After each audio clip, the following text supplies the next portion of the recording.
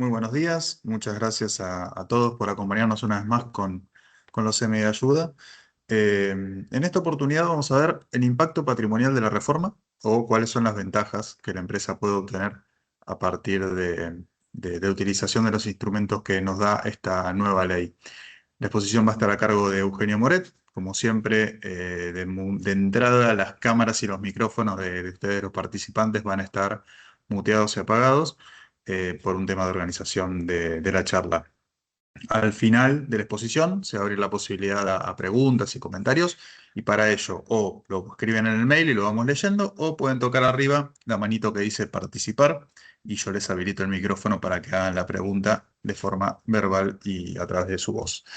Así que, sin nada más que agregar, le cedo la palabra a Eugenio para que nos comente qué oportunidades tienen las empresas a partir de la nueva ley.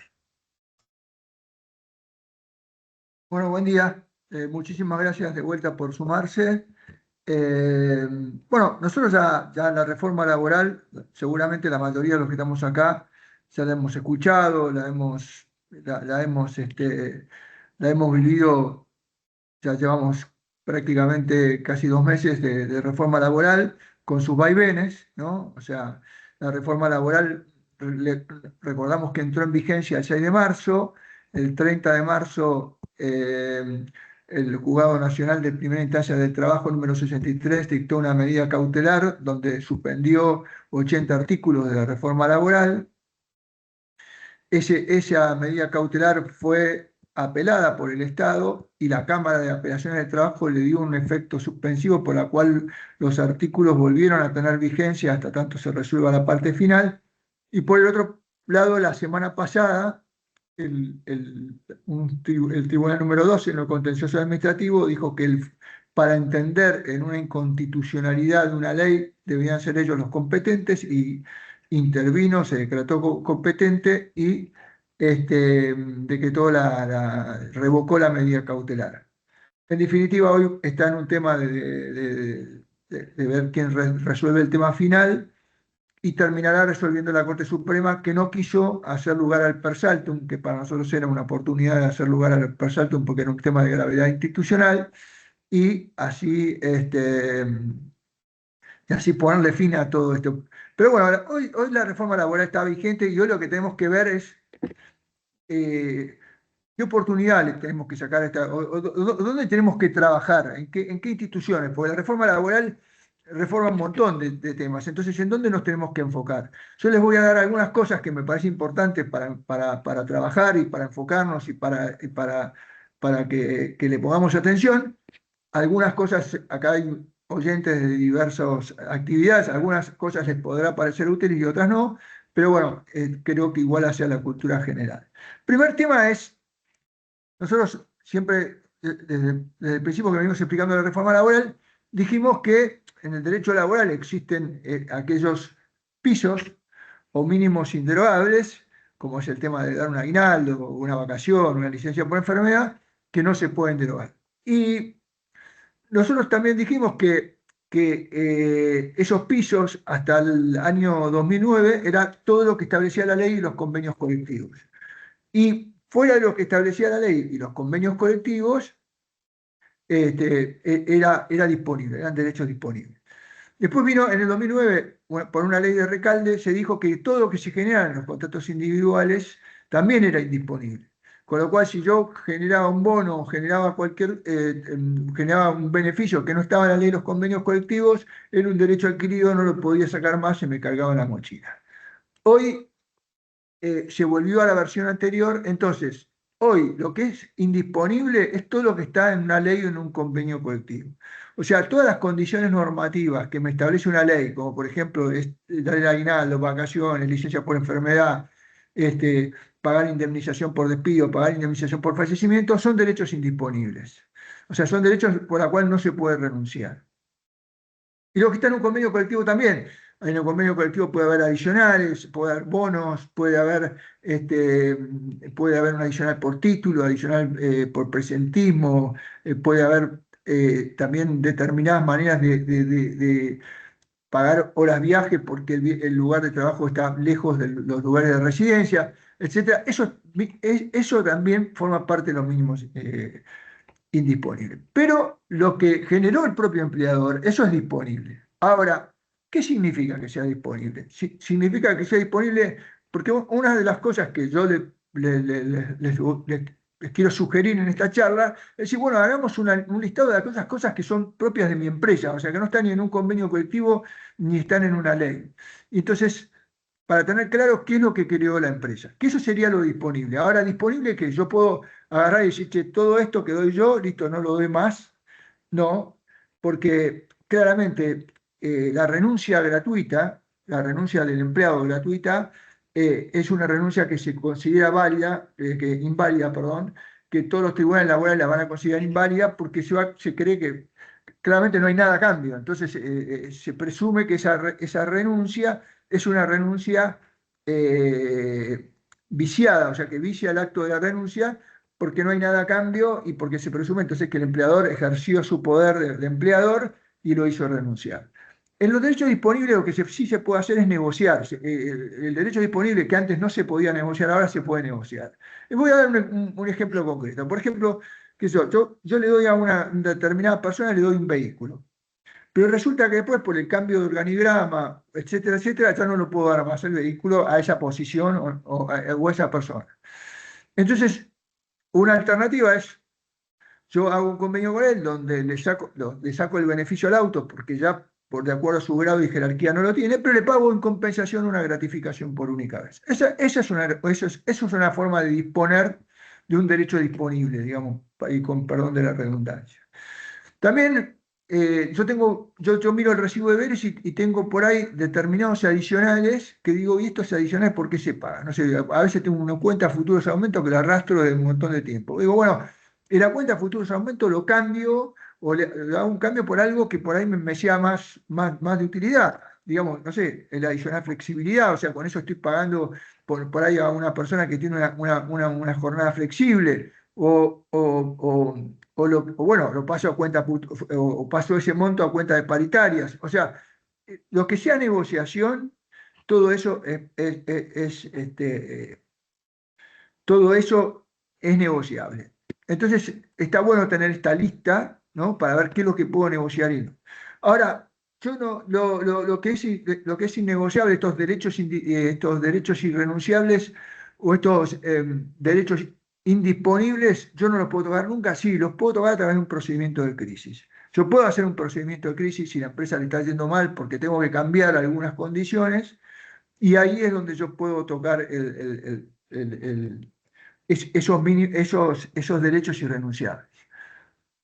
Y esto, digamos, encuadra con el tema de la modificación de las condiciones laborales. La modificación de las condiciones laborales, lo que, lo que, lo que, hay cuatro condiciones que se consideran condiciones esenciales del contrato de trabajo y que no se pueden modificar, que son la categoría laboral, el lugar de trabajo, la jornada y la remuneración. Ahora, al principio, en los primeros proyectos, se decía que se podía modificar si intervenía un organismo del Estado, el Ministerio de Trabajo, y determinaba que la modificación era correcta, porque porque para modificarlo tengo que, digamos, en los principios no alterar esas condiciones esenciales del contrato, no ocasionar perjuicios materiales, no afectar la dignidad del trabajador y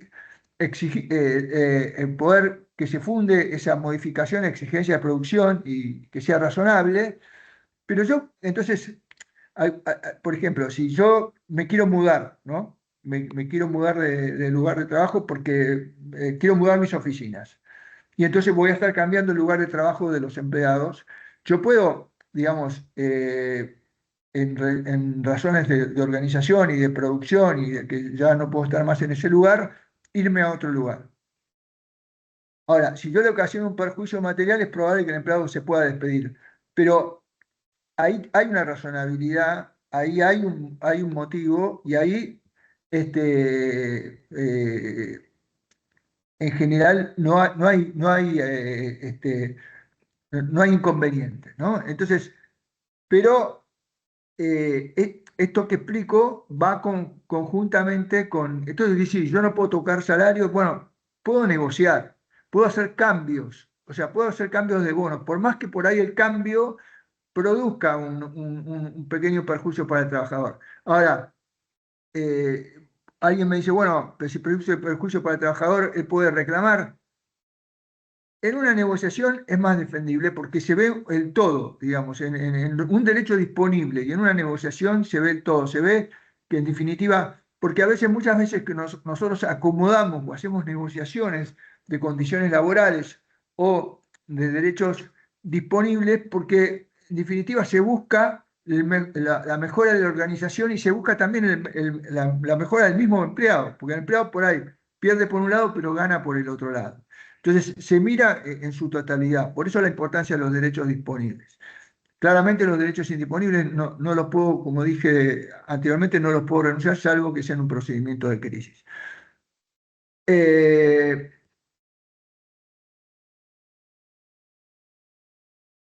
Eso, entonces, en cuanto a eso es importante en cuanto a tener claro la disponibilidad de derechos y qué significa la disponibilidad de derechos, ¿no? O sea, ¿qué significa la disponibilidad de derechos? ¿Qué puedo acomodar? ¿Qué puedo hacer? Puedo acomodar. Claramente no los puedo hacer renunciar gratuitamente, pero sí puedo acomodar. Puedo hacer negociaciones acomodando, donde voy a tener que justificar la razonabilidad, donde voy a tener que justificar la organización, de por qué lo hago, porque son razones productivas y donde tengo que ver de manera de que el trabajador sufra el daño patrimonial menor posible, ¿no? Y que por ahí, inclusive si no está compensado en su totalidad, porque antes el tema era, yo sacaba un adicional, listo, ya tenía un riesgo. Ahora yo ese adicional lo puedo sacar, pero si en su totalidad el empleado por ahí sigue estando en mejores condiciones, ¿no? Por eso es importante esto de saber manejar los derechos disponibles. Un tema importante, y esto sí nosotros trabajamos mucho el tema de la inserción laboral, estamos con leyes creando la inserción laboral. Hace 2 años hicimos una ley promoviendo la inserción laboral. Esto hace la inserción, esto tiene que ver con la inserción laboral y esto tiene que ver con un buen recruiting en nuestras organizaciones. ¿Qué pasa? Nosotros por ahí tuvimos que prescindir de empleados o tuvimos que despedir empleados o hubo empleados que se fueron porque en ese momento la empresa no estaba en condiciones, etcétera, etcétera, que tienen un know-how, que sabemos que son buenos empleados y antes no los podíamos tomar, porque nuestros abogados, nosotros los asesores decíamos, no, tomar una persona que tiene antigüedad, cargarle la antigüedad que tenía antes, y además, si yo lo había despedido, la indemnización que había pedido se puede descontar, pero a valores históricos, con lo cual tenía que volver a pagar casi el doble de indemnización, pagar de vuelta la indemnización que ya había pagado. Y entonces la conclusión era, no conviene contratar gente que trabajó para nosotros. Hoy si a las personas que voy a contratar entre la última contratación y la nueva contratación, o sea, la contratación actual, pasó más de 2 años, hoy empieza todo de nuevo. O sea, hoy no se computa la antigüedad. Y lo puedo tomar desde cero. O sea, si el señor era gerente y ganaba un salario X, yo hoy lo puedo tomar con un salario menor y lo puedo tomar con una posición menor, porque la relación laboral inicia de nuevo.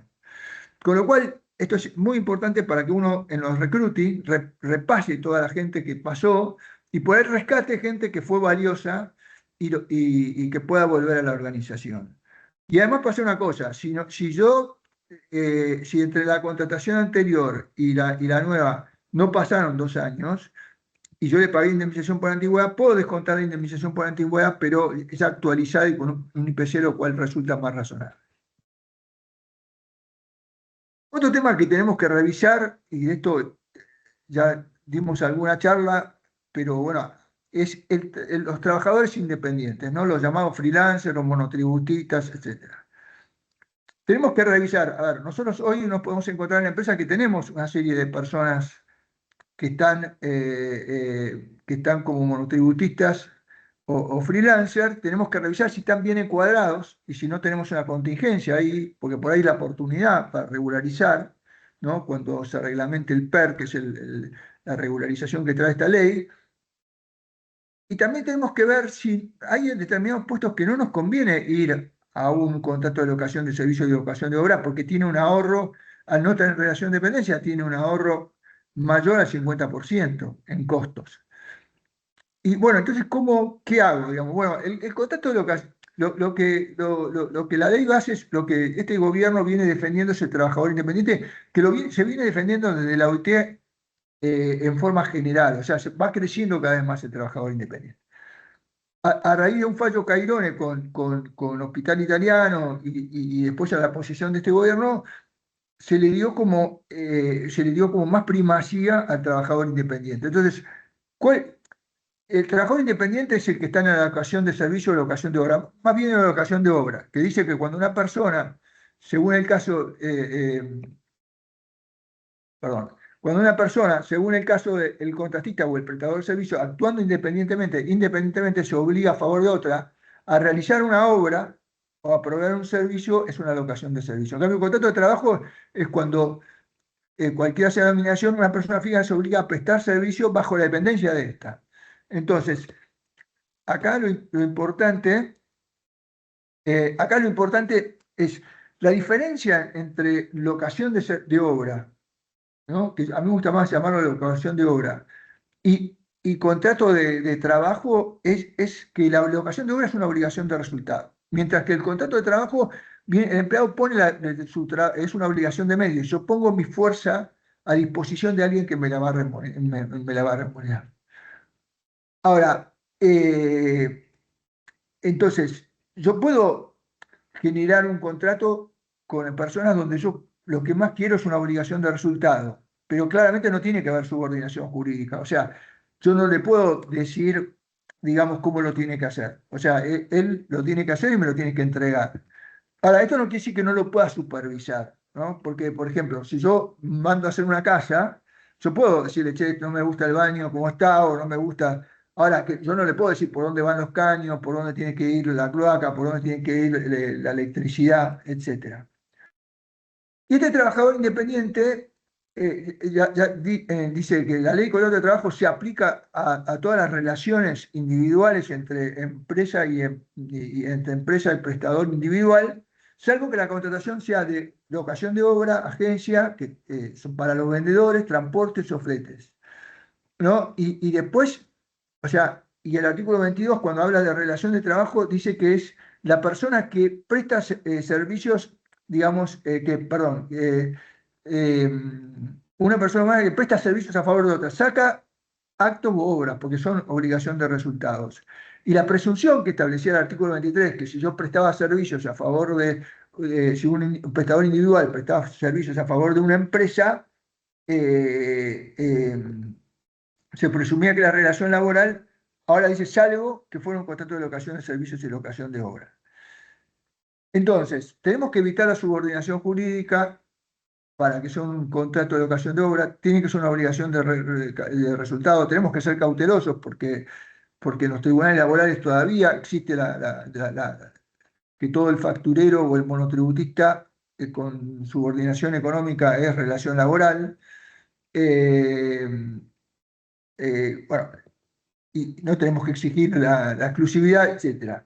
O sea, el trabajador independiente, porque, ¿qué pasa hoy? Hay muchas empresas que por ahorrarse todos los costos y porque además el empleado mismo dice, yo quiero estar como freelancer porque el impacto del impuesto a las ganancias es menor, lo incorpora, pero lo incorpora como un trabajador, entonces no sirve. O sea, yo no puedo hacer equipos el locador de servicios no puede estar en equipos de trabajo con empleados de la empresa. No les puedo asignar un mail, no los puedo incorporar en grupo de WhatsApp, no les puedo asignar tarjetas, no puedo hacer partícipe de fiestas, actos o reuniones de la empresa, no le puedo enviar políticas para proveedores, pero no puedo enviar políticas para empleados, no le puedo asignar beneficios que son propios de los empleados, no puede tener el mismo régimen que tiene el régimen de los empleados, no le puedo abonar aguinaldo, hay gente que con factura le abona el aguinaldo, no le puedo asignar un plan de medicina prepaga, porque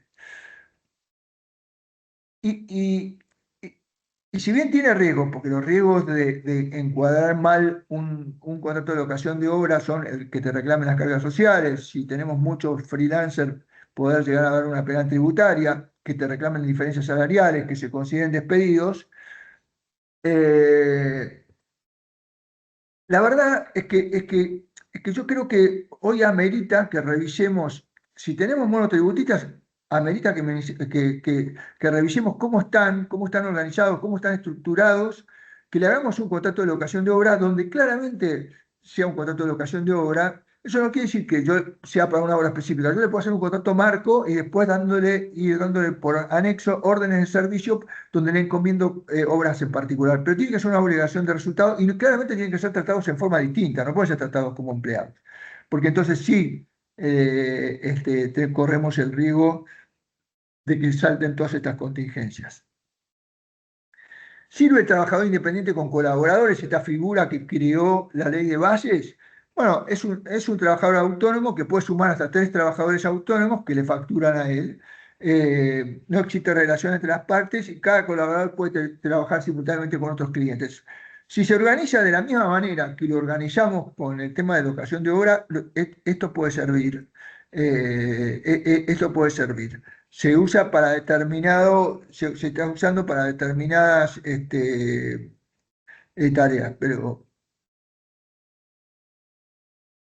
bueno, ya entonces, viendo el principio vimos al principio cuáles son los derechos disponibles y cómo los puedo disponer. Después vimos el tema de la antigüedad y cómo de hacer una revisión del recruiting. Después vimos el tema de cómo aprovechar cómo encuadrar los trabajadores independientes como realmente trabajadores independientes.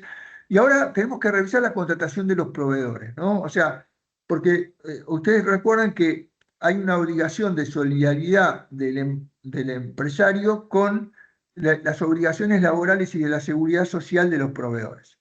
Pero en primer lugar, a ver, lo primero que hay que hacer es descartar los cuales no tenemos solidaridad. La ley de reforma laboral dice que no tenemos solidaridad de con aquellas empresas que prestan servicios accesorios o complementarios. O sea, que no prestan servicios que hacen a la actividad esencial de la empresa.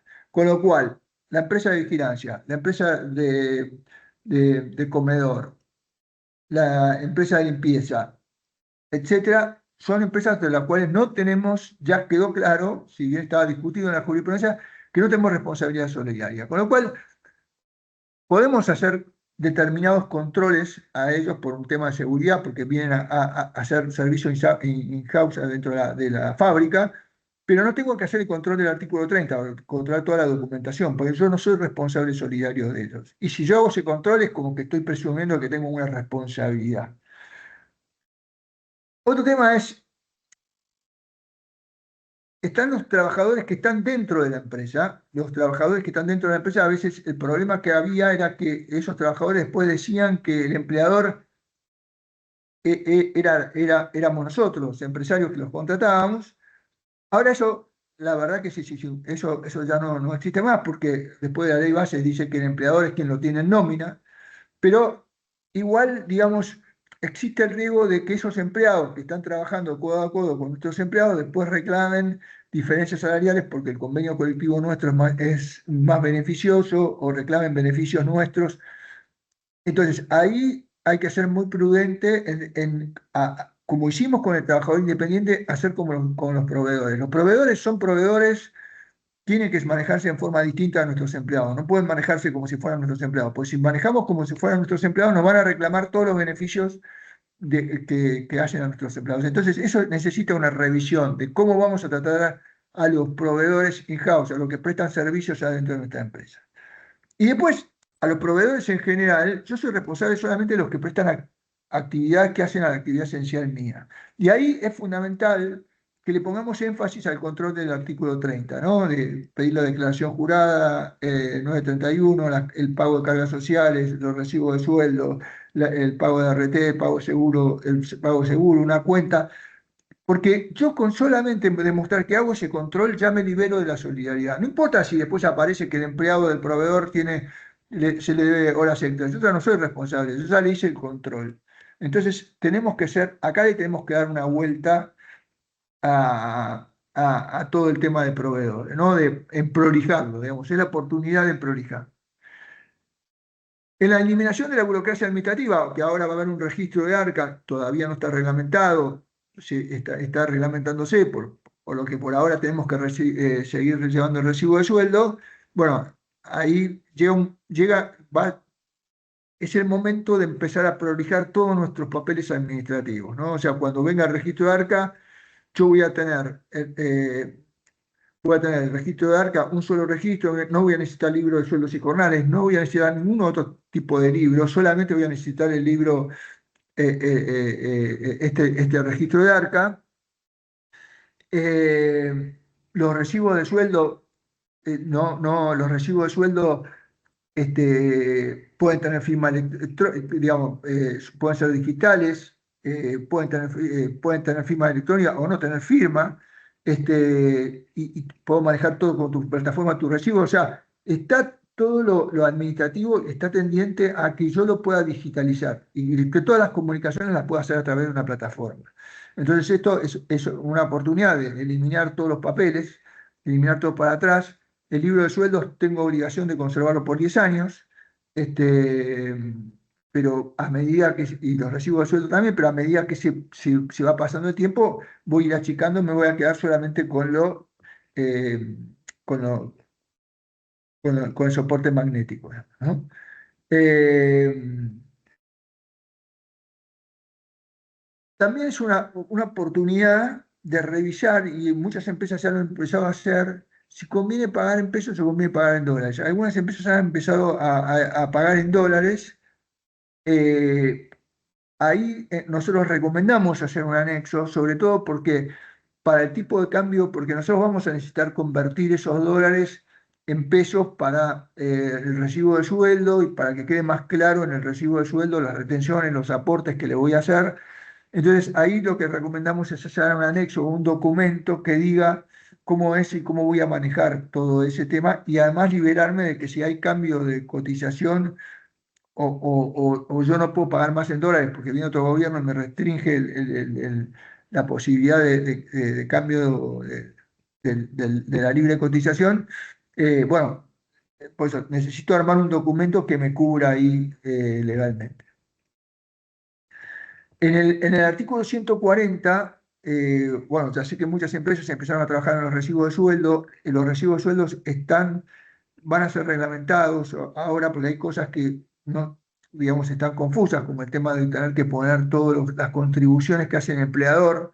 También está confuso el tema de las comisiones, cómo es el tema de las comisiones, porque te piden que te detalles todas las comisiones y es imposible hacerlo en un recibo de sueldo. Bueno, esto va a salir, este artículo 140 va a ser objeto de una recaudación. Pero no nos olvidemos que hay un tema importante, que es el tema 133, que eso también lo tenemos que trabajar, que es que nos pone un límite y nos dice que no, nosotros no podemos retener más del 20%. Y entonces, ¿qué pasa? Yo tengo 17,40 de aportes que ya le tengo por seguridad social. Y tengo además aportes solidarios de convenio, muchas veces me paso del 20%. Ahora, ¿qué hago frente a a este tema, ¿no? ¿Qué hago frente a este tema? Bueno, ahí claramente, digamos, si yo me atengo al 20%, me compro de enemigo al sindicato, porque tengo que dejarle. Además, el sindicato tiene una limitación de que el aporte no puede ser mayor del 2%, y hay muchos sindicatos que tienen aportes mayores, 3 o 4, etcétera. Por ejemplo, Comercio tiene el 2 por un lado y el 5 por el otro, tiene el 2,5. Entonces, si tengo 17,40 con 2,5, nos dan las cuentas, superar el 20%. Pero acá lo que es importante es entonces ver, digamos, hacer esta separación. El anticipo de sueldo no entra dentro del límite de la retención del 20%. Entonces tenemos que tener claro eso, que si me piden un anticipo no es que no entra en el 20%. El impuesto a ganancias tampoco entra, tiene un 35% y una alícuota del 35% con las deducciones correspondientes, pero no entra dentro de ese 20%. Para nosotros esos préstamos, como en préstamos en definitiva un anticipo de sueldo, tampoco entra dentro de ese 20%. Y los embargos alimentarios no entran dentro de ese porcentaje. Ahora, si viene un embargo que no es alimentario, entonces yo tengo que pedir aclaración al juez de cómo lo tengo que retener. Esto es importante que lo tengamos claro, ¿no? Esto es importante que tengamos en claro qué es, por ejemplo, bueno, ahora las infracciones y las multas no las voy a poder retener, las clases de inglés no las voy a poder retener, las clases de gimnasia no las voy a poder retener, si hay un aporte para el pecho plan no lo voy a poder hacer. Todo eso no lo puedo hacer mano militar, pero eso no quiere decir que no le pueda pedir autorización al Ministerio de Trabajo para hacer esas retenciones, que si las aclaro y las especifico bien, entonces sí las puedo llevar adelante. Entonces ahí es importante ordenarnos, ¿no? Ordenarnos en todo lo que sea retenciones. También es una oportunidad para revisar las contrataciones, porque ahora, por ejemplo, el contrato a tiempo parcial se volvió un contrato mucho más amigable, porque antes el contrato a tiempo parcial, si yo la reducción de la jornada no era mayor a las 2/3 partes de la jornada, no podía reducir la jornada, no podía reducir el salario proporcionalmente. Ahora ya no existe ese límite. Si la reducción es de media hora a una hora, yo le puedo reducir el salario, con lo cual lo hace más amigable a la figura, pero además lo que hace más amigable es que si yo pacto con él 4 horas y después lo necesito para trabajar hasta al límite de la jornada laboral, que son 8 horas si es de lunes a sábado, o 9 horas si es de lunes a viernes, yo eso lo pago como hora simple, con lo cual me hace un contrato que sea mucho más amigable por ahí que lo necesite para determinados puestos. Esto es lo que tengo que trabajar con producción, ¿no? Si no hay puestos que pueda usar la figura del contrato a tiempo parcial, que claramente una figura mucho más flexible. Nosotros sabemos que lo que quiere la ley es que vos contrates a tiempo indeterminado. Entonces, lo que te dice es, si vos le das de alta en ARCA, se presupone que es a tiempo indeterminado. Hay un periodo de prueba de 6 meses en el cual yo puedo rescindir la relación laboral sin pagar ningún tipo de indemnizaciones. Ahora ni siquiera el preaviso. Pero por ahí yo necesito al empleado sabiendo que lo necesito para un tiempo determinado, para un año, por ejemplo, porque tengo una obra para un año. Antes el contrato a plazo fijo era una complicación, porque si yo usaba para contratarlo a un empleado para un año y después tenía que rescindir durante ese año, tenía que pagar las indemnizaciones más todos los meses que faltaban hasta la finalización del contrato, lo cual me salía carísimo. Hoy esa obligación de pagar todos los meses hasta la finalización del contrato no existe más, con lo cual esta figura del contrato a plazo fijo empieza a ser más utilizable. Lo mismo que el contrato eventual, que es el que se ajusta a la obra, al contrato y tiene principio y fin. El único problema del contrato eventual es que tiene un límite de 6 meses, pero digo, tenemos que revisar todo esto, ¿no? Entra un empleado, lo primero que necesito es, ¿lo necesito para siempre o lo necesito por un tiempo? Si lo necesito por un tiempo, ¿qué me sirve más? ¿El contrato a plazo fijo o el contrato eventual? Ahora, lo necesito por un tiempo, lo necesito para siempre, pero lo necesito durante toda la jornada, lo necesito durante media jornada. Y si lo necesito en media jornada, bueno, ya no tengo, ya lo puedo usar hasta la jornada completa. No lo puedo usar después de las 9 horas, pero sí lo puedo usar la jornada completa. Entonces, la verdad que esto corresponde que hagamos un proceso cuando incorporemos de revisión de cómo lo estamos incorporando. En el tema del teletrabajo sabemos que la ley de teletrabajo dejó de tener vigencia, pero entonces lo que nos va a exigir ahora y lo que creemos que tenemos que hacer a partir de ahora son política de trabajo híbrido, cómo va a funcionar cómo funciona el trabajo híbrido, cómo es el tema de la conexión, cómo es el tema de la conexión, cómo es el tema de los gastos. El Internet sigue siendo un gasto no remunerativo, pues así lo establece el artículo 105, pero digamos, cómo lo materializamos? El teletrabajo ahora necesariamente al no tener una ley necesita una política y vamos a tener que hacer una política de teletrabajo. Otro tema es, bueno, empecemos a revisar todos los beneficios. A ver, ahora, cuáles son los beneficios que no son remunerativos? Y esto es importante porque uno puede buscar crear mejor condiciones laborales para el empleado a través de estos beneficios que no son remunerativos. Por ejemplo, bueno, el comedor o las tarjetas que habilitan a dar comida en zonas aledañas a las oficinas. La prepaga, hoy ya la prepaga puede ser, hoy yo puedo dar más plata con prepaga sabiendo que no tengo ya el riesgo de que sea considerada una remuneración. Bueno, la ropa de trabajo también era. La guardería, eso exigible hasta los 4 años, pero de 4 a 6 es un beneficio y lo puedo dar. Los útiles escolares, guardapagos, capacitaciones, gastos de sepelios, todos esos son no remunerativos y eso todos nos podemos revisarlo y ver si podemos mejorar o podemos dar algunos de esos beneficios que no son remunerativos. Otro tema que no es remunerativo es los stock options que hasta ahora eran remunerativos, ya no son más remunerativos, con lo cual ya no tributan cargas sociales, sí tributan impuestos a ganancias, pero no tributan cargas sociales, no se tienen en cuenta para el SAC, no se tienen en cuenta para la indemnización por antigüedad, con lo cual, digamos, es importante,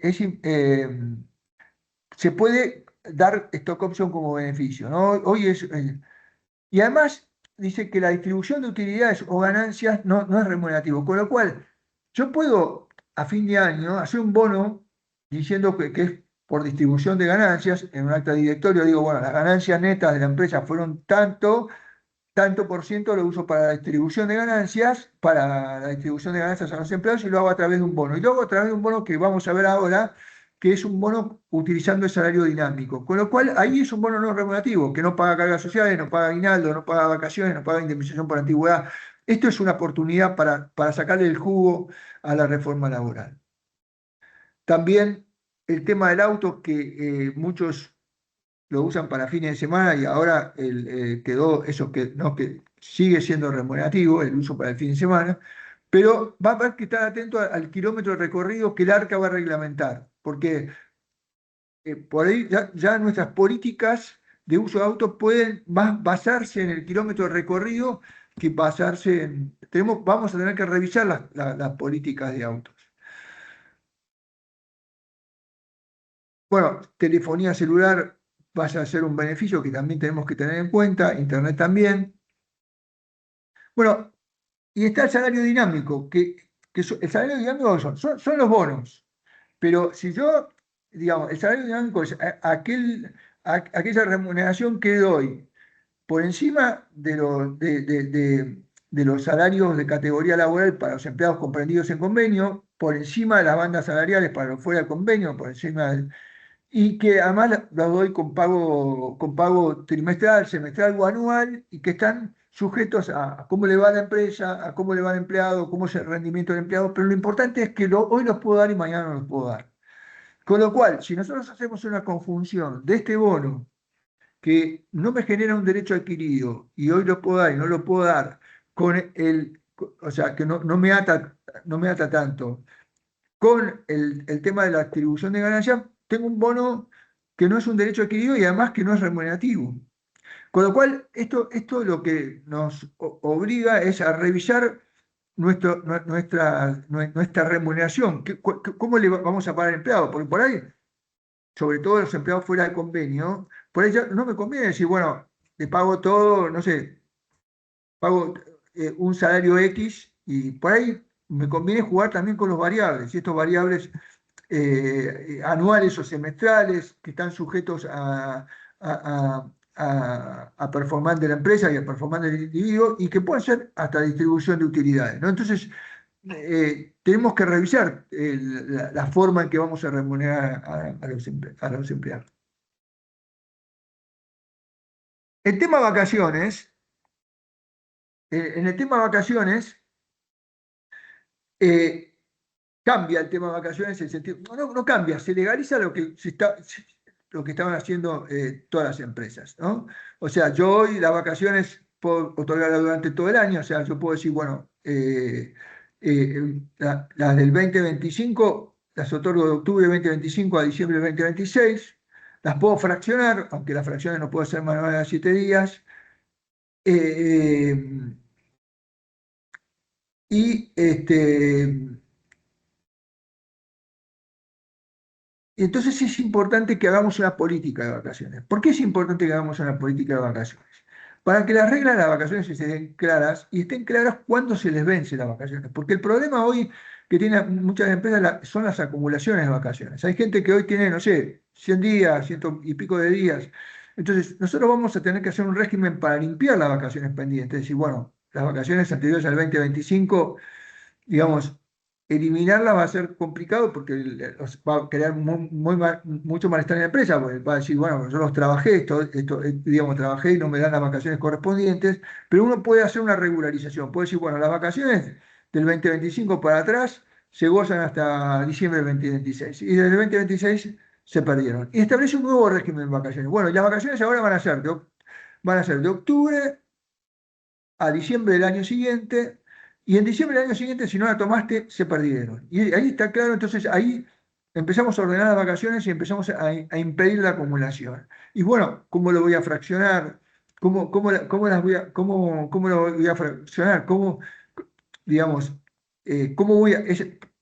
el documento va a tener que tener dos partes: la regularización de las vacaciones pendientes, de digamos, hasta cuándo las puedo usar, qué voy a hacer si no las usa, si las voy a pagar como gratificación por única vez para poder limpiar las vacaciones para atrás, y después cómo voy a regirme para el futuro, ¿no? Cómo me voy a organizar, cómo va a ser la notificación, cómo va a ser la caducidad, todo eso. Es la oportunidad de tener una política de vacaciones. En el tema jornada, hay como dos o tres institutos, y está bueno esto es revisarlo con operaciones, ¿no? Porque hay un instituto que es el tema de la porque todo se lo llamó banco de horas. Dijo, no, ahora hay un banco de horas y todo es un banco de horas, y con el banco de horas la mayoría de los empresarios creyó que no iba a pagar más horas extras. Y no, no es así. No, no es que vos ahora con esto te liberás de pagar horas extras. No, esto es un régimen un régimen de trabajo más flexible donde se compensan descansos. O sea, lo que no pagás en horas extras lo vas a tener que pagar en descansos. O sea, que no es que vos acá te liberás de pagar horas extras.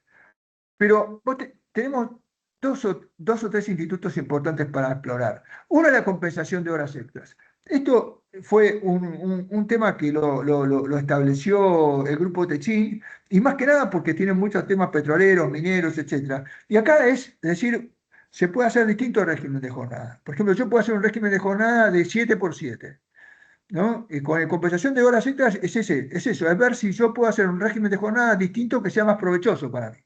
Que sea, le doy 7 días, trabaja 7 días, 12 horas, y descansa 7 días, ¿no? Yo para hacer y también la compensación de horas extras es, yo puedo, digamos, pedirle que trabaje horas extras y después darle esas horas extras en horas libres, o se las puedo dar en francos compensatorios. O sea, acumulan horas hasta 8 horas, si es de lunes a sábado el régimen, o 9 horas, y ahí le doy un día de franco. Esto lo están usando muchas empresas, sobre todo con los chicos más chicos, porque los chicos más chicos que tienen 14 días de vacaciones, por ahí prefieren trabajar más y después tener más días de vacaciones para irse de viaje, etcétera, etcétera.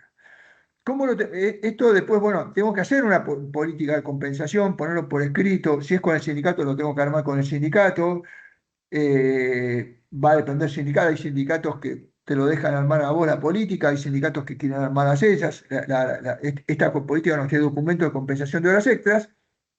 Voy a tener que ver cómo va a funcionar, o sea, o sea, si lo hago trabajar horas extras, ¿qué le voy a dar a cambio? Si le voy a dar horas o le voy a dar francos, cuáles son los límites, o sea, cuál es el quiebre, si el quiebre, si la compensación o el balance de cuánto trabajó y cuánto le debo de descanso va a ser mensual o anual. Hay empresas y muchos sindicatos que quieren que sea anual. O sea, establecer la fecha de corte, cómo hacer los control y también establecer los límites, ¿no? O sea, claramente el descanso interjornadas, que tiene que descansar de 12 horas entre un día y otro, eso tiene que estar, y que tenga determinado, y que en un promedio determinado tenga los descansos semanales, también tiene que estar. Eh, Ahí, bueno, y además voy a tener que ver, digamos, si va a trabajar horas extras, cómo hago la compensación, porque si trabaja fuera de la jornada laboral, la compensación debería ser 1 por 1,5, porque vale 50% más. Si trabaja fin de semana, debería ser 1 por 2. Bueno, todo esto lo tengo que instrumentar en un documento, tengo que hacer un documento. Que no es lo mismo que el banco de horas, porque el banco de horas está más previsto para flex, para personas que trabajan, que su trabajo son determinados días, por ahí le demandan 3 4 horas, y determinados días le demandan 8 horas. Entonces necesitan compensar las horas de un día con las de otro. Y entonces ahí hay un registro de horas donde si yo trabajé menos horas, bueno, voy a compensar 1 a 1, no 1 a 1,5, por más que después me la devuelva la jornada excedida la jornada. No, pero ahí, digamos, también hay que establecer un banco de horas, cuál va a ser el quiebre, cómo lo voy a medir. Y esto más que nada, de vuelta, ¿no? Es para para trabajo flex, o sea, para trabajos para trabajo flex, para trabajos donde no estoy hablando tanto de compensación de horas extras, sino estoy hablando de personas que trabajan de menos y demás. También voy a tener que revisar un poco porque cambió el término de los que están excluidos de la limitación de jornada. Al hablar de dirección y vigilancia, va a haber mucha gente que entra dentro de dirección y vigilancia, que es un concepto amplio. Por ejemplo, no sé, los jefes, los subjefes, pues antes eran los gerentes y directores, ahora empezaron a entrar otros puestos más. Voy a tener que revisar y tener en cuenta cuáles son los que entran y los que no entran en la revisión de jornada. Y otro tema es el trabajo por equipo. No nos olvidemos del trabajo por equipo, porque el trabajo por equipo puede ser muy útil, digamos, y en el trabajo por equipo antes existía un tema de que decía, bueno, sí, el trabajo por equipo puede hacer, por ejemplo, 12 horas, ¿no? Se puede trabajar 12 horas, pero siempre respetando el descanso interjornada y respetando un descanso semanal de 35 horas, pero siempre tiene que haber el promedio de 3 semanas, 48 horas. Ahora ese promedio se sacó, con lo cual el trabajo por equipo puede tener mucho más flexibilidad. En el tema de las enfermedades inculpables, lamentablemente no salió lo que nosotros queríamos que saliera, que era, como esto es una obligación de la Seguridad Social, que quería que fueran no remunerativos. Acá el único trabajo que entendemos que tiene que hacer para las empresas que están en provincia es tener armado una junta médica con un instituto privado para desempatar aquellos casos donde el médico del empleador me dice una cosa y el médico del empleador me dice otra. Esto es lo importante. En el 245 tenemos que revisar, ¿no? En el 245, hoy acordémonos que el fondo de cese se usa poco, se usa la indemnización del 245. Tenemos que revisar de que la estemos haciendo bien la liquidación, o sea, ahora, porque esto sobre todo produce una disminución de casi el 40% para mandos medios y mandos superiores. Entonces, esto está generando muchos problemas, digamos, o sea, eh, mucha resistencia, ¿no? Empleados de 20 años que de repente ahora, a 2 meses de la reforma, se ven que su indemnización es mucho menor de la que debería ser. Pero bueno, esto tenemos que tomar un criterio político. Bueno, vamos a estar a la ley, bueno, vamos a estar a la ley. Vamos a estar a lo que dice el 245, vamos a estar al 245. Entonces, los bonos no entran en la base de cálculo, no entra las vacaciones, no entra el SAC, ya en la indemnización por antigüedad tampoco hay SAC sobre indemnización por antigüedad para provincia. Eh, en los conceptos vamos a tener que ver cuáles son los conceptos variables y determinar si tienen 6 meses o más para que entren en la base de cálculo. Y si entran, tomar el promedio, ya no se toma la mejor, si se toma el promedio. Y no nos olvidemos que acá establecen un límite que dicen que ya la remuneración, ya la indemnización no es del 100%, sino es del 67% del salario calculado de aquella manera. Ahora, ¿qué pasa? Mucha gente empieza a decir, bueno, pero esto no es una suficiente protección contra el despido arbitrario. Yo trabajé 20 y pico de años con ese régimen y ahora me quieren aplicar este otro régimen. Bueno, esto es también lo que hay que trabajar. Es decir, porque muchas empresas tienen miedo a que con la aplicación del 245 ahora nos llenemos la canasta de juicios. Yo creo que no deberíamos por qué llegar a la canasta de juicio, porque esto es lo que dice la ley, pero uno puede también hacer un soft landing en el paso de un régimen a otro régimen, ¿no? Este, puede dar una gratificación por egreso, puede ir bajando determinadas condiciones, puede decir, bueno, para las personas que despido en este corto tiempo, hasta, no sé, fin del 2026, o que yo le voy a aplicar tal régimen, un régimen intermedio, etcétera, para inclusive mejorar el clima laboral. Pero en algún momento va a haber que hacer el corte y va a haber que ir a la indemnización anterior. Eh, un tema que se viene, y un tema que vamos a tener que pensar, es que en enero del 2027 la ley de viajante de comercio deja de tener vigencia.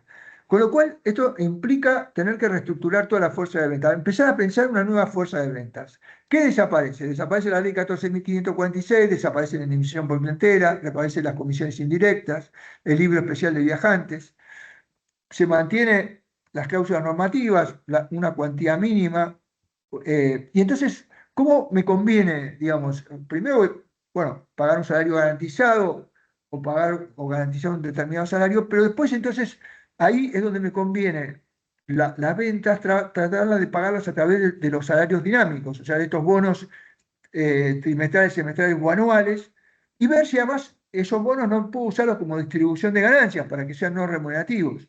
Claramente no va a colar si el bono yo se lo pago cada 3 meses, porque es claramente una remuneración y no una distribución de ganancias, pero puedo hacer como, puedo estructurarlo diferente y una vez por año reforzar todo lo que el vendedor me produjo con este bono de distribución de resultados. No nos olvidemos que la ley de agente de comercio no aplica a todos los vendedores, aplica a los vendedores que se llaman los que hacen venta activa, los que salen a hacer ventas fuera de los locales, no aplica a los vendedores que están en locales, ¿no? Porque eso es venta pasiva.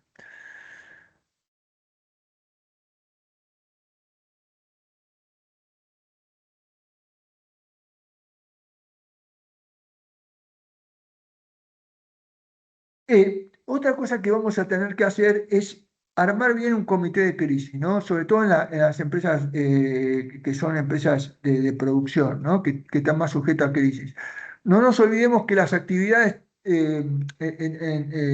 hay muchas actividades que están declaradas actividades esenciales, con lo cual frente a un conflicto el 75% tiene que prestar servicio y las trascendentales el 50%, con lo cual nosotros debemos determinar si estamos en las esenciales o las trascendentales para que en el caso de una medida de fuerza, decir, bueno, ¿a quién vamos a exigir que, qué vamos a exigir que siga funcionando, ¿no?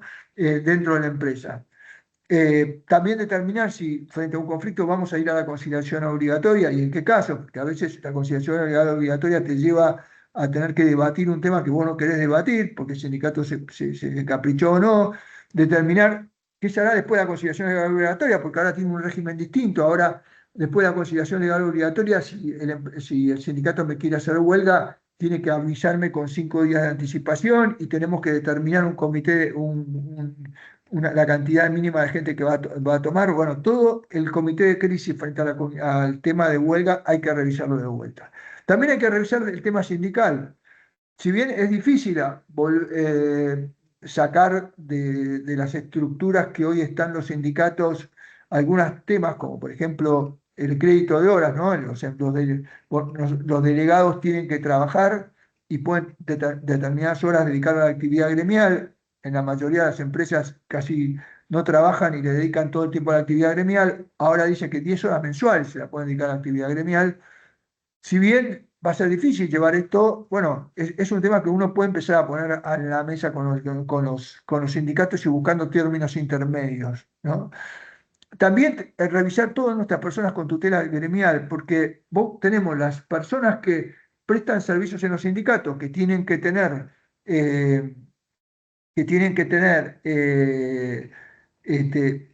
que pagar el salario al sindicato, están los delegados que le tengo que pagar yo, y tienen determinadas horas, y después hay una serie de gente que está en el medio, que son los revisores de cuentas, los congresales, etcétera, que a mí me llenan la empresa de gente con tutela sindical, que ahora claramente esas personas primero tienen que haber sido elegidas, o sea, no pueden ser puestas a dedo por un sindicato, y además de ser elegidas solamente puede haber una o dos si son una en pyme y dos si son empresas más grandes, y además el mandato le va a durar solamente mientras dure el Congreso en función, con lo cual eso tenemos que hacer toda una revisión, ¿no? El fondo de asistencia laboral que hoy no está reglamentado es un fondo que va a ser obligatorio, pero que cuando salga la reglamentación que diga, determine qué actividad, determine eh, cuál es la forma de suspender si yo puedo cumplir con las indemnizaciones. No nos olvidemos que el FAL es un fondo para ayudar a pagar las indemnizaciones. Y si yo demuestro que puedo pagar con las indemnizaciones, me puedo zafar del FAL, pero tengo que ver si, digamos, cuando salga la reglamentación, si eso es así o no. Igual el FAL la verdad que muchas empresas lo están viendo como algo positivo, porque en definitiva pagas un 1% en el FAL, pero, o un 2,5 y te liberás del 1 o un 2,5 en aportes al CIPA, con lo cual es algo inocuo, y sí, entonces esto obliga a tener una previsión de despidos que después la podés usar para despidos. Con lo cual, esto muchas empresas lo están viendo como positivo, no está reglamentado, hay muchas cosas, quién va a recibir la plata, cómo se va a administrar, cómo se va a pagar, digamos, cómo se van a hacer los aportes, cómo se va a pagar, todo eso está hoy en reglamentación. Y por último, el rifle, que ya está funcionando, que se puede usar para empresas, que se puede usar para, perdón, para el recruiting de personas que o no tenían relación laboral al 10 de abril, o los últimos 6 meses estuvieron desempleados, o fueron monotributistas, o son monotributistas, o bien o su último empleado fue en la administración pública. Y tiene un beneficio importante, que es un beneficio de casi el 10% de carga social, de contribuciones a la seguridad social. Va a estar abierto entre el 1 de mayo de 2026 y el 30 de abril de 2027. Ya está en vigencia, ya hay un aplicativo, por acá lo tenía, que había que ir al. Bueno, si no, después les hago llegar un instructivo, está cómo subirse. Este, y que durante 48 meses nos permite tener ese beneficio. Bueno, prácticamente tardé 1 hora, les pido disculpas, pero seguramente quedaron muchas más cosas de las cuales podemos hacer uso y podemos ordenarnos, pero bueno, esto quiso ser una ayuda para que nos podamos ordenar, para que podamos ir trabajando algunos temas y por supuesto nosotros los ayudamos en todo lo que necesiten. Bueno, muchas gracias. Bueno, tenemos varias preguntas. Andrea dice si lo que contaste sobre la antigüedad tiene efecto retroactivo, casos anteriores a la ley que ya tengamos. No, no tiene efecto retroactivo, es a partir de las contrataciones que se hagan a partir bueno, del 6 de marzo o para el futuro. O sea, no rige para contrataciones anteriores. Hay dos preguntas con relación al tema del corte de la antigüedad cuando pasan 2 años. Carolina pregunta si esta vuelta a cero de la antigüedad, si la causa por la cual se terminó la relación laboral tiene algún tipo de incidencia en este corte. No, no tiene ningún tipo de incidencia. No tiene. Claramente, si yo despedí a alguien con causa, va a ser medio difícil que lo quieran incorporar de vuelta, pero digamos, no tiene ningún corte. O sea, cualquiera puede hacer la forma de vinculación. Y Lucas te dice si en la nueva contratación, si se puede aplicar ahí el periodo de prueba, primera pregunta. Y segunda pregunta, si al momento de calcular las vacaciones tiene que considerar el periodo anterior. Muy buena pregunta, sobre todo el tema del periodo de prueba, porque como dijimos, es como que nace de nuevo la relación laboral, con lo cual muchos podían pensar que el periodo de prueba sí, esto lo debatimos en la UIA y no, claramente el empleado ya estuvo trabajando para la empresa y si la empresa lo va a buscar es porque ya lo probó. Entonces, la verdad que el periodo de prueba no rige por un tema de sentido común, digamos, ¿no? Y con respecto a las vacaciones, el cálculo del periodo anterior, No, la antigüedad se borra a todos los efectos. O sea, para el cálculo de las vacaciones se borra también para la licencia por enfermedad, todos los efectos. Ahora, si la empresa le quiere dar como beneficio la antigüedad anterior, no está impedido de hacerlo. O sea, yo incorporo a un empleado y digo, bueno, yo te incorporo como empleado, pero como vos trabajaste muchos años para mí, las vacaciones tuyas no van a ser 14 días, van a ser 21 días, lo puedo hacer perfecto. O sea, nadie me impide, es mejorar las condiciones del empleado. Lorena, voy a leer exactamente cómo lo puso Lorena, pasa que seguramente en ese momento se estaba hablando de algo, hay que ver si lo puedes agarrar. Dice, pero si son jubilados que luego trabajan y nos facturan como monotributo.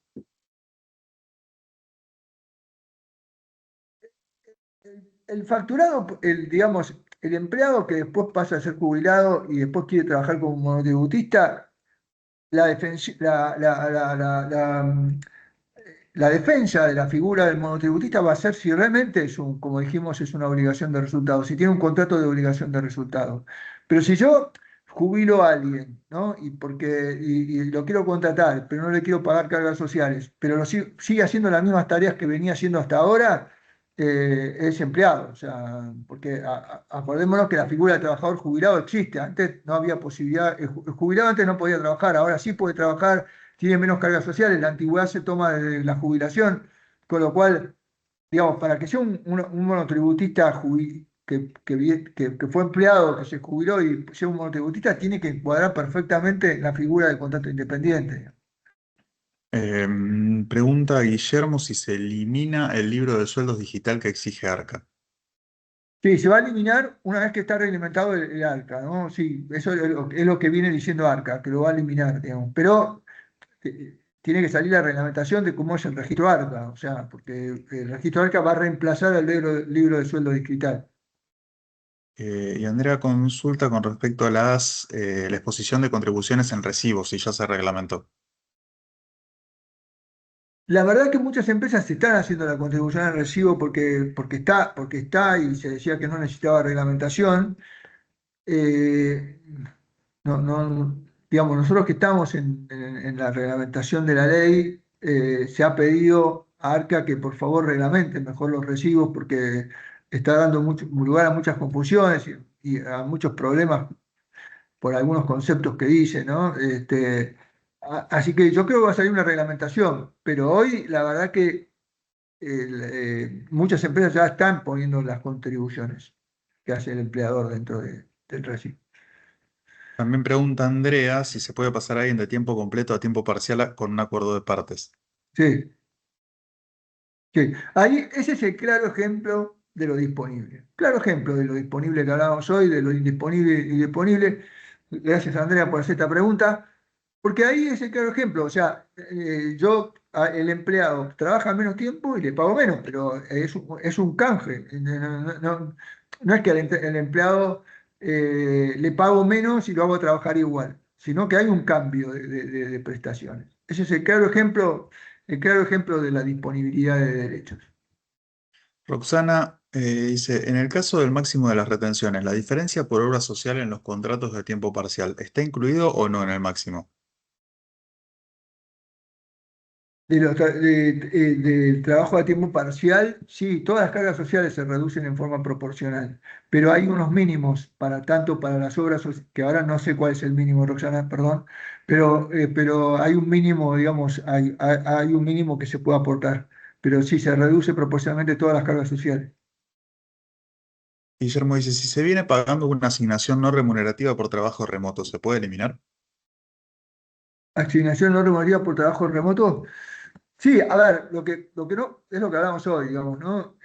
Si la persona va a seguir haciendo trabajo remoto y vos le decís renunciá a esto y es una renuncia gratuita, porque si vos me pagabas una asignación por trabajo remoto, yo sigo haciendo trabajo remoto y ahora me lo haces renunciar.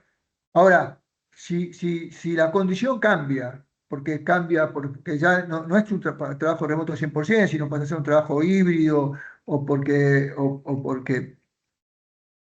yo pago la conexión de alguna otra manera, bueno, sí, puede ser un objeto de transacción, pero no puedo renunciar libremente a un pago si la causal de ese pago todavía sigue existiendo. Claudia dice, la revisión de contrato parcial, eventual, etcétera, ¿puede hacerse de manera retroactiva? Por ejemplo, un empleado que ya revista un contrato parcial, ¿puedo hacerlo trabajar hasta jornada legal pagándole hora simple?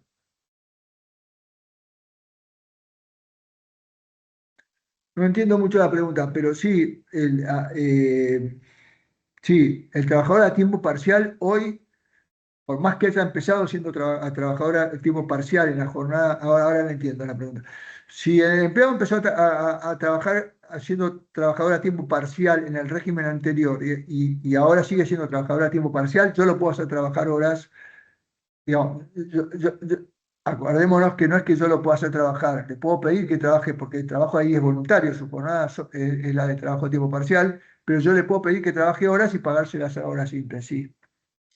Gabriela dice, en el caso de que el convenio de trabajo de determinada actividad implique un pago extra, en caso de que se fraccionen las vacaciones o se otorguen entre octubre y abril, ¿queda sin efecto o sigue de esa forma? No entendí la pregunta, perdón, Fede. Entiendo, si el convenio colectivo determina algo puntual con respecto a vacaciones, como se reglamentaba anteriormente, y ahora la ley modifica ese régimen, ¿lo que decía el convenio queda así o es tapado de alguna manera por la ley? No, porque yo me imagino que cualquier convenio va a estar a lo que dice, a lo que ya estaba la ley. No, no hay grandes las modificaciones ahora de la ley son que te amplía el periodo, que ya muchas empresas lo hacían, el 90% de las empresas lo hacían, te ayuda a fraccionar. Y una cosa que me olvidé decir, que también hay que poner en la política de vacaciones, es cómo se paga el plus vacacional, porque eso también es un tema que fue un tema de discusión y para nosotros el plus vacacional debería pagarse en forma proporcional a la cantidad de días que se toma. No haría pregunta si sabemos el PER, cuándo va a salir la reglamentación. No, el PER y el FAL no están al salir, pero no sabemos. El FAL está al salir, digamos. Eduardo dice, ¿qué pasa si la empresa no genera ganancias o utilidades en el año? ¿Se podría usar alguna figura para pagar los bonos de igual manera como no remunerativos? No, no, porque, a ver, el bono, la gratificación extraordinaria por única vez, esa no paga impuestos a la ganancia y no es remunerativa. ¿Cuál es la gratificación extraordinaria por única vez?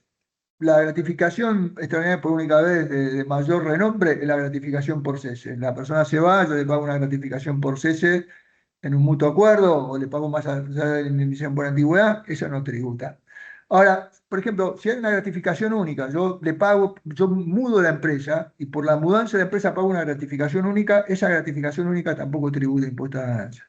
Y así hay algunos hechos que por ser únicos en la relación laboral no tributan impuesto a la ganancia. Ahora, si yo voy a tener unos bonos todos los años y esos bonos todos los años no son de distribución de utilidades, sino son de un premio de performance o porque la empresa, o performance y desarrollo de la empresa, claramente no pueden ser no remunerativos, salvo que sean distribución de utilidades.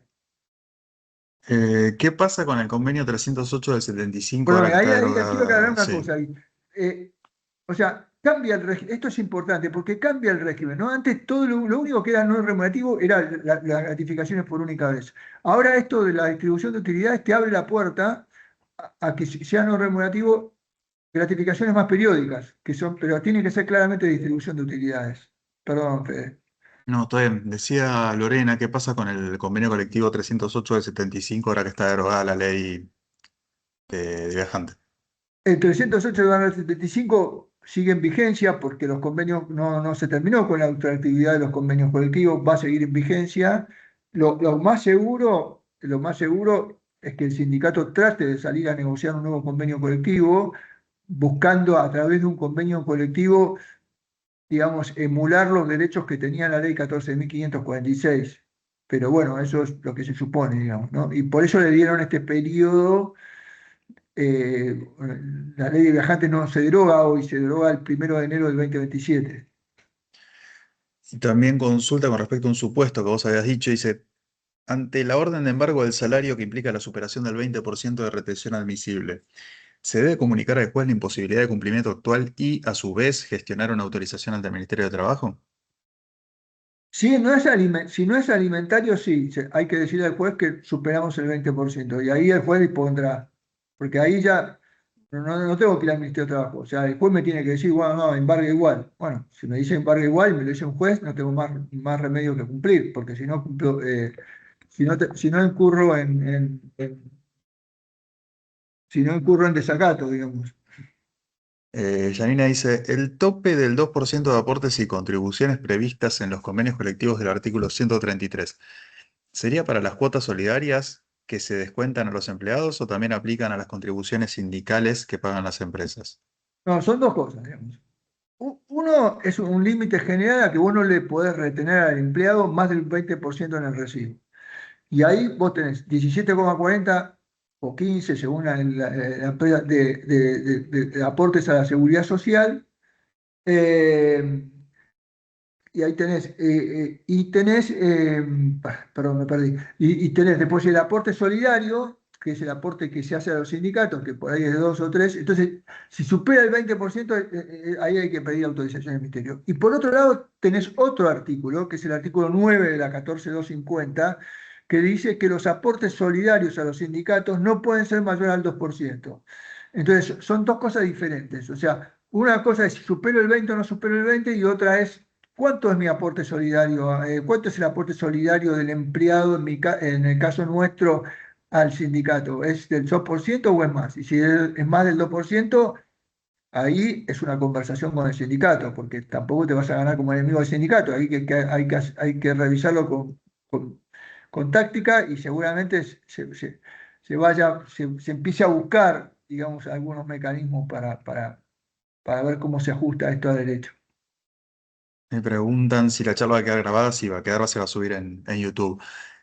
Bueno, vamos a pasar a las últimas preguntas, porque nos estamos quedando sin tiempo. Guadalupe pregunta por los certificados artículo 80, si la entrega es válida por mail, o si se necesita tener algún tipo de confirmación de recepción por parte de los empleados para que quede asentado legalmente.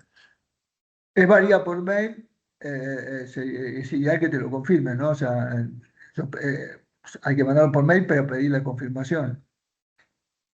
Acá había una pregunta que no la estoy encontrando, que estaban preguntando. Bueno, ahora la voy a ubicar. Em, ¿Bajo qué concepto sugieren detallar en el recibo de sueldo si la empresa quisiera abonar un adicional discrecional bajo en función del salario dinámico? ¿Podría ser complemento dinámico artículo 104 bis, adicional dinámico? ¿Cómo se podría hacer? Sí, perfectamente. En general, el salario dinámico, los que hicieron la ley lo pensaron en los famosos bonos, ¿no? En los bonos que dan las empresas, sean semestrales, anuales, con lo cual en general se siguen llamando bonos, pero puede ser perfectamente llamar adicional artículo 104 bis, adicional salario dinámico, sí, perfectamente. Hay una pregunta de Lucas que estuvo casi al principio de la charla que la pasé por alto, que dice, la baja de un plan de prepaga, OS de 310 y bajas a OS de 210, ¿es disponible por parte del empleador? Sí, es disponible. Eso es uno de los temas que es disponible. Sí. Es uno de los temas que es disponible. Ahí lo que sugerimos siempre cuando hacemos esos cambios es hacer un relevamiento, una auditoría previa, porque puede ser que mucha gente se quede sin tratamientos en enfermedades crónicas, con lo cual hay que hacer una auditoría, porque si por ahí perjudico a alguien en su salud, me conviene por ahí darle una prestación a esa persona. Pero sí, es disponible. Ahí la pregunta es, bueno, ¿alguien está en el cambio de condiciones laborales? ¿Alguien se puede considerar despedido porque debajo de 3 días a 2 días? Sí, se podría considerar despedido diciendo que le estoy causando un perjuicio material. Lo que no puede, la ley no te deja, es que le pida al juez que le devuelvan el plan. Y eso es importante porque, por ejemplo, yo hago todo un movimiento, digo, bueno, listo, asumo los riesgos. Yo no puedo seguir dando 3 días, voy a dar 2 días, asumo los riesgos, pum, y hago una especie de política, de convenio consensuado, que lo voy a hacer así, eh, etcétera. Y, eh, y entonces el empleado, si no, como estaba antes, ¿qué pasaba? Había empleados que iban y me pedían en la justicia que le devuelva el plan, entonces tenía algunos con 3 días y otros con 2 días. Ahora no, el empleado, si no le gusta lo que estoy haciendo, se considera despedido y el juez determinará si es suficientemente causal el despido o no. Mabel está preguntando sobre el rifle, sobre el tema de requisitos. Ahí, Mabel, te copié en el chat la nota que hicimos en el blog del estudio, donde ahí tenés datos con respecto a requisitos y lo que hace la reglamentación. Nosotros hicimos ayer, Fede, hicimos un instructivo que por ahí después no sé cómo ver cómo hacemos para hacérselo llegar. Se puede enviar, se puede enviar. Y a ver, Brenda dice, ¿pago de vivienda y comedor se pueden pagar actualmente como no remunerativos?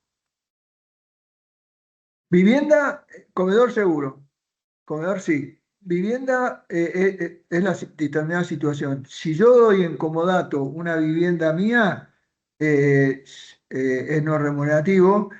Si yo le pago el alquiler de una vivienda en un lugar que no hay viviendas, no sé, por ejemplo, no sé, ahora en todos estos lugares de vaca muerta, etcétera, que son limitados las viviendas, también puede ser no remunerativo. Es remunerativo si yo le pago el alquiler de vivienda en un lugar como la ciudad de Buenos Aires. Y vamos con esta de María Amelia para terminar. El pago de bono por distribución de utilidades debe ser para todos los empleados para ser no remunerativo. Puede ser para determinados, o sea, lo que no puede ser es discriminatorio, pero puede ser para determinados niveles. O sea, uno puede decir, bueno, yo le voy a distribuir utilidades a de jefes para arriba.